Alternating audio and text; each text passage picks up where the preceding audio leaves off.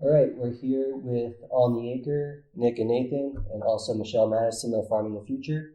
And we're going to talk about their microgreens business today. And we're here for the second time. And today we want to talk about reaching mass markets with microgreens. So I'm just going to kick this off by asking you guys to talk about how you first got started, what your first sales channels was, and we'll kind of go from there. Okay. Our first attempt to sell microgreens was to two local restaurants. One was a burger shop, and the other one was a high, expensive seafood restaurant. And the first one told us, no way, the burger place. They're like, if we included that, we would lose money on every single burger. And I was like, use it as an add-on, $2. But they were like, no. So then we went to the seafood restaurant, and they were currently using pea tendrils and bull's blood beet. And I brought them a spicy micro mix that we had grown. And he said, can you grow pea tendrils? And I said, yes. I had no idea what they were. And he said, can you grow bull's blood beets? And I was like, yes. I had no idea what they were. So we went home, and I told Nick that we had a customer, and we just started doing research and bought trays and soil and seeds, and I was devouring information on the internet trying to figure out what pea tendrils were and how to grow them, and came across Bootstrap's trays, and we started with y'all and have never, gone another way. What made you reach out to the burger place? That seems a very unlikely place for microgreens. And what was your pitch, and maybe what would you change about it, knowing what you know now? So you put lettuce, onions, tomato on a burger. Mm-hmm. Microgreens have tons of flavor. I think it's a perfect place for it to be. And we've actually found through the market, one of our customers actually cooks their burgers with our micro mix inside of it. And it gives the burger a unique flavor. No one will be able to figure out why it tastes so good. But long story short, as to what I would change about my pitch, I think I would be a lot more confident now, a year and a half later, being able to approach someone and being able to explain to the chef how they could make it profitable for them, versus just them saying, no, that's too expensive, and then saying, okay, I'm leaving. Yeah. So you can grow arugula, which is a decent replacement for the lettuce, and then chives, maybe for the onion. Would you consider maybe bringing some in, having him try like the alternative version, and say like for extra $4, turn it into a microgreen topped burger with those same flavors people are used to, sure, in a different format, really? Yeah, it's a great idea. Yeah. Oh, okay. Cool. Yeah. So what was your next stop? And like, go ahead. I was at I think I was talking to Cindy over at Cupcake, and I typed you black bean burger. Yeah. And I was thinking that a micro mix and with a veggie burger would be a good combination, where it's something they probably already have on their menu, which is a vegetarian option, and telling them that, you already know that customer is willing to pay more. So adding something on there that enhances nutrition content, flavor, they'll pay more for it. They'll pay for the product, and you'll still make money on it. Kind of like when we talk to bars about, it's really easy for a bar to make money with a microgreen because you charge 50 cents for a garnish, 50 more cents, and your customers pay for it. So same thing is find the customer who's already paying more for food because of quality, because of local, whatever stories behind it, and sell to them. I've been pitching to restaurants add-ons. You got sauteed mushrooms, you got blue cheese, melted on top of your steak. You've got shrimp on the side. Yeah. Because they actually pay for the extra. It's not like, because to the chef, the burger is a tough sell, because on the menu, the burger is one of the cheapest things on there. I think like $9.50 is a reasonable price. Sure. And when you're asking them to pay a whole extra $1 in their cost, you can see why he said that. And his margins are probably like 5%. Razor thin on that one in particular, because they're making money on the steak. Exactly. Yeah. But then instead of putting it on the burger, you put it as a $2 addition. Yeah. And it pays for itself, and we both make money. Yeah. And the customer gets extra variety. It's a win-win all the way around. One thing that I think is a big opportunity as well is all these restaurants have really vanilla salads. the greens come from Cisco. They're all very bland, very, not special. Iceberg, carrot, Right. onion. Have you had any success maybe making those conversions to are there any on the acre microgreen salad mixes out there, like in restaurants? If not, what's been the problem? We have one that we sell through she's a prep chef. She does keto recipes only, so she has a kitchen here locally, and we sell through her on order basis. We actually have to do deliveries for that today. Oh. Yep, I'll text her. So we check with her twice a week, and she lets us know how many of her customers have ordered that salad. We've talked about having that in other establishments. So it's our acre mix with, it's got... Protein is what our... Yeah, it's got the pea tendrils, sunflowers. Sunflowers grown in darkness, and then both of them also grown in light, along with a couple leaves of nasturtia and a couple begonias to add some acid. And that's how she gets it. And then she adds feta cheese, and then they have a choice of 2 different dressings to go on it. Okay, and you mentioned peas have protein in it. Peas and sunflowers, both are high in That's protein. like a little important tidbit because, we talk about the health and wellness market where people are just conscious of what they're eating. They want protein. They look at a salad and say that's not protein. So one thing that I'd like to talk about a lot is sort of trying to find that confidence to say like, oh, here's protein for your diet. Now, none of us are nutritionists. None of us really want to have that conversation, but that market is huge. So where do we find our place to be able to make those connections for people? Because the goal is to reach mass markets. Yep. Yeah, plant-based protein is really big. So many people are changing to vegetarianism and veganism, and the need for protein in your diet is still there. So being able to offer those people, getting in touch with people that own gyms or yoga studios or, that type of community is something that we've planned to do. We've not done yet, but it's part of our future. Okay. I think that's really interesting that you guys only have there's only one person doing salads with your microgreens. In my head, I don't do a lot of microgreens. I do microgreens that way my students can taste a variety of different things in a short amount of time. Yeah. But the first thing that comes to mind for me is, salad, put microgreens on a salad. What's the most common thing that you guys sell microgreens for? So when you look at a 64-ounce container of microgreens, we sell it for $30. How many salads can you make out of that? So that's why it's got to be an add-on or a side salad, so that they can make their money back. I'm surprised that more of them don't put it in their salads and mix it in there as like color and flavor. Right. But at the end of the day, it's kind of the chef's decision, and I think the chefs are trained that microgreens are a garnish that goes on expensive dishes because they're expensive. Yep.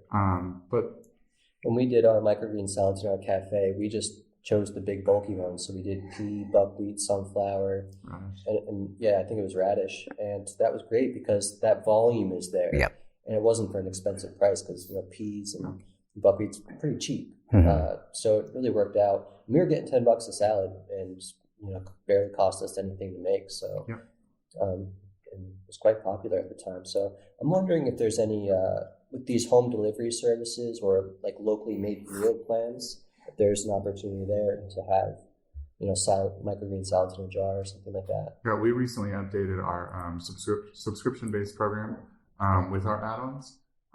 We've always had add-ons on there, but it was kind of sloppily done. And now they have a whole bunch of choices that they can add on to every single delivery, and our salad is one of them. We actually have a couple of our customers that are ordering from Prepping Sisters to get our salads. Okay. So now they have 2 different ways to get it. So you reached out to the burger place, you did the seafood place, and then you started working with some other people who were delivering food locally on your behalf. What are some other ways you're reaching, let's say, audiences that aren't used to microgreens? I would say the largest sector is our bars. Definitely. And what are they doing with it? Garnishing drinks with it. Honestly, everybody drinks, and it's a trendy thing right now to have unique garnishes in your drinks. And so us being able to supply that gets you into hands. I mean, everybody drinks. People who don't eat greens, people drink, we're in the South. So that exposure in itself is something more than you can get in, your holistic, we're living everything natural and perfect kind of life. You have people who just, The other half. the other half who are out there. Everybody, we've been both those people. So you're not topping drinks off with arugula. What are the common microgreens that you're doing for that? You could though, right? You could. Bloody Marys. He actually uses our Amore mix and our Acre mix, along with carrot microgreens, popcorn, and Oric, and he blends them into his peach-infused Bloody Mary mix that he home makes at the bar. And so all of our ingredients are really what's giving it the flavor on the tomato base, and it is out of this world delicious. Do people know this? So he is one of the few people that have actually put our garnishes on their menu. Okay, yeah. Yeah. It's really hard to convince somebody to do that, but they're paying for it. The customer's paying for it. The restaurant or the bar is paying for it. Just be on the menu.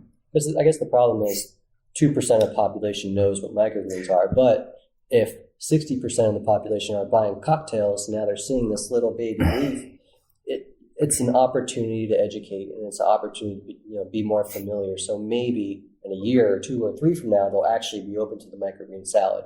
This stuff doesn't happen overnight. So Correct. I'm wondering that if you actually feel there's a difference being made with an alcoholic drink or something like that. Most definitely. I think that goes to really the root of our desire to be in as many different markets as possible. There's no place where you cannot use a microgreen, but the fact that people are chefs, people are just who shop at the store and buy, they don't realize that they're eating the same vegetable that they buy big. This way, when you tell them that, they think it's something completely different. They're like, what do you mean it's the same thing? And so the education factor and exposure to it is really important in making sure that we have a continued place to grow.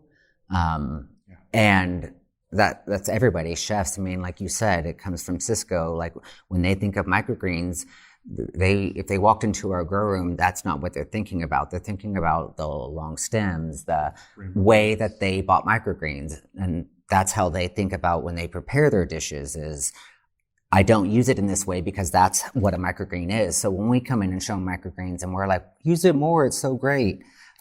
That's not in their frame of mind because that's not how they're buying or how they've been exposed to microgreens. So a big part of what we do is increasing just that overall awareness of microgreens so that we can grow and sell more of them. What are some ways that you use to show them? So before we reach out to a new client, we always basically social media stalk them wherever we can find pictures of their product, what they produce.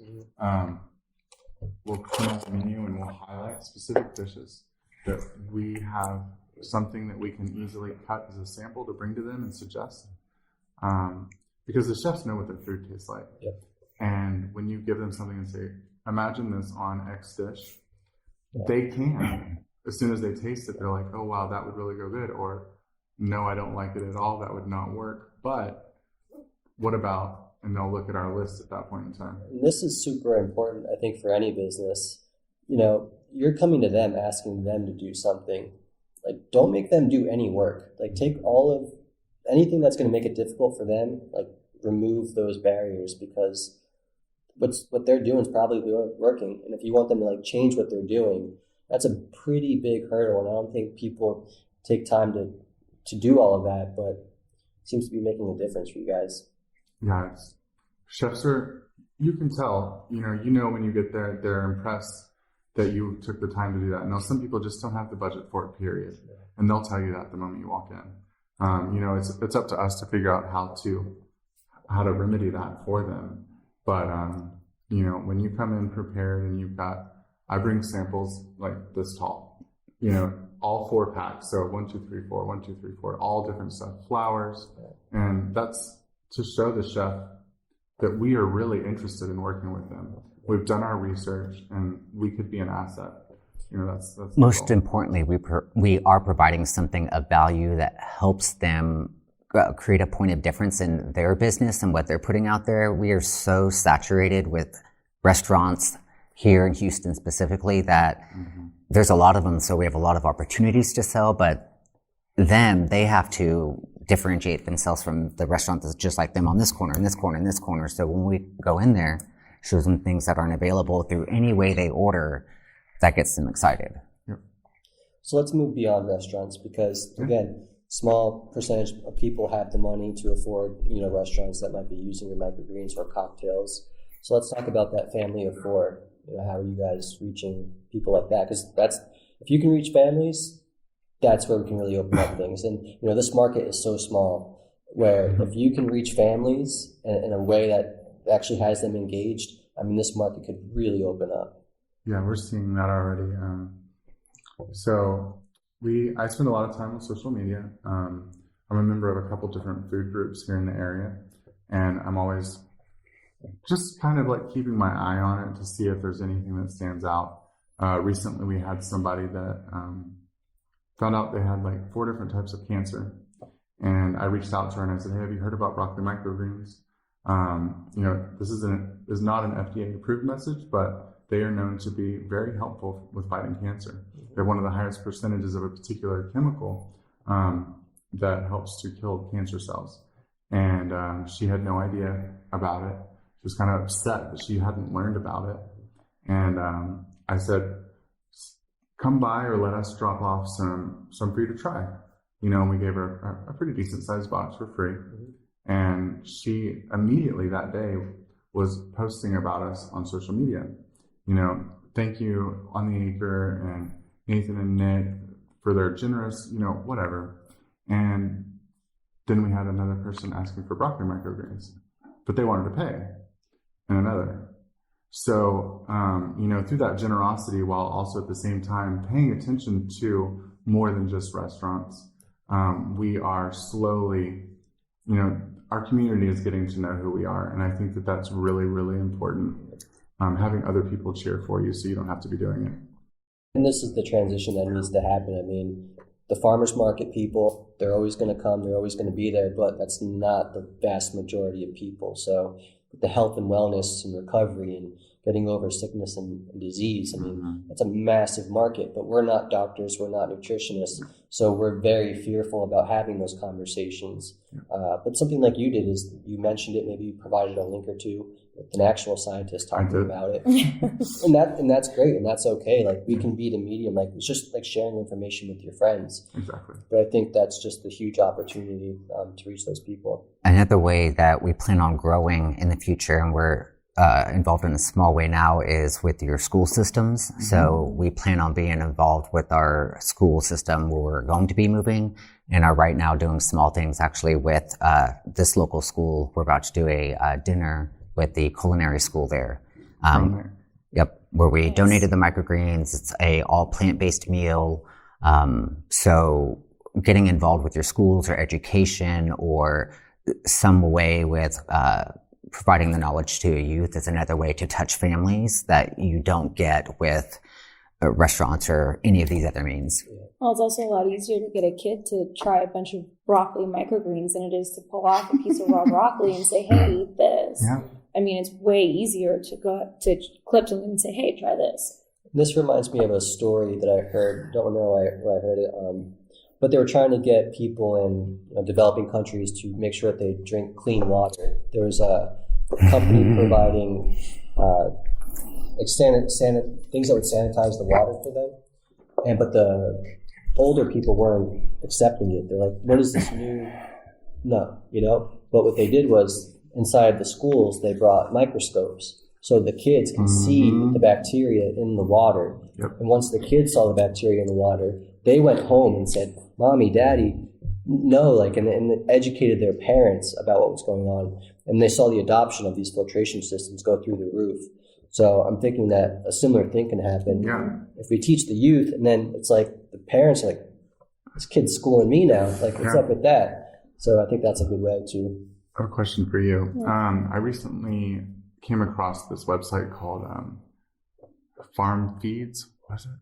Oh, you're talking about through the Texas Agriculture? Yeah, it's through the Texas Department of Agriculture, and it's a program where you can sign up to be a vendor for Texas schools. Mm-hmm. And we did that. We haven't had any feedback from it since, but I don't know if you had any if you know about this program, if it's like nationwide or if it's just in Texas or. So if you're going to provide food right now there are a lot of barriers in place for doing that, and they've slowly been being broken down over the last 5 years. Like before, even if you grew food on campus, you couldn't put it in the cafeteria.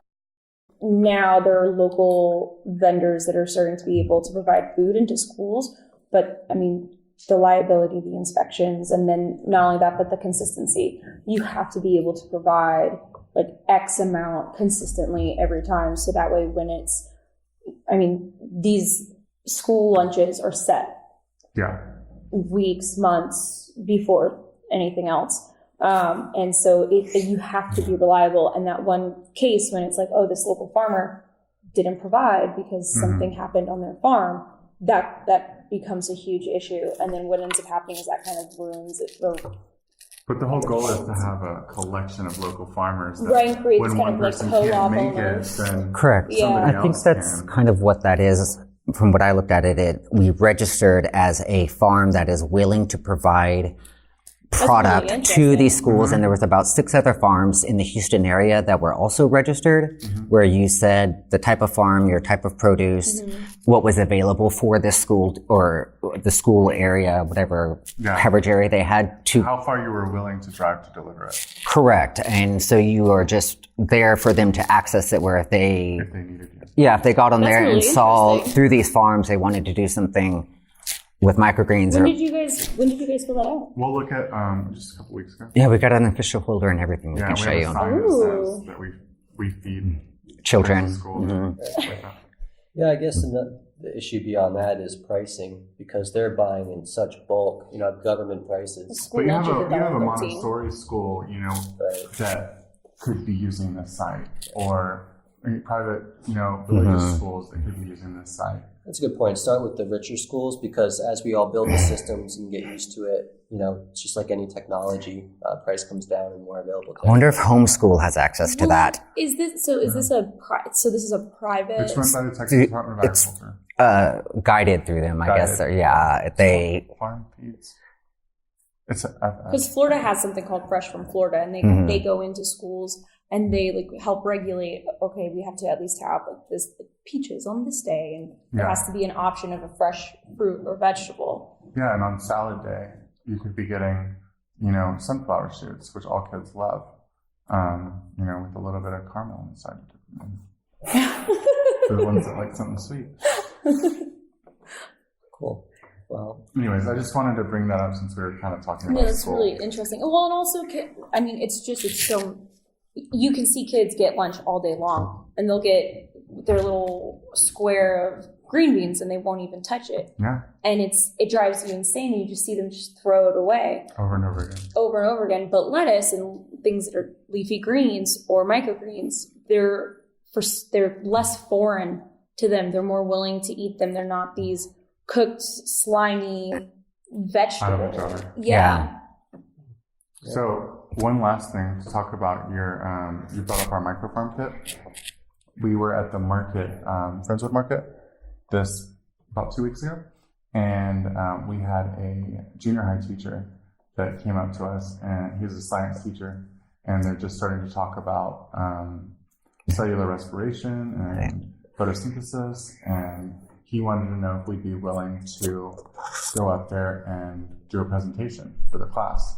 So we're getting to do a little bit of education as well as getting to participate in this culinary event. So, and people are reaching out to us. It's not us reaching out to them, which is really awesome. There's a huge shift in people wanting to know where their food comes from. Just generally, you see those kids on TV, where does this come from, or What vegetable is a where does the fry? potato come from? McDonald's, and so there's this shift in people wanting to know where it comes from, and they don't realize that stuff grows out of the ground and that people harvest them, and then that goes to a store, and then that whole chain of supply, distances people from knowing. They think everything, or kids, come from this place where you walk in and it's just laying on a shelf. And so it's helpful that you have people who can educate either your children in groups or individually on, this is kind of how it works outside of how we buy food. Well, and those kits, I know I had said before how much I love those kits, but the way that they look, the presentation of them is fantastic. The graphics are amazing. But to take that and just put it into a classroom, any science teacher can do that. It doesn't require, schools will pay $2,500 for a grow rack and they'll use it once. Whereas with that's something that can be easily reusable.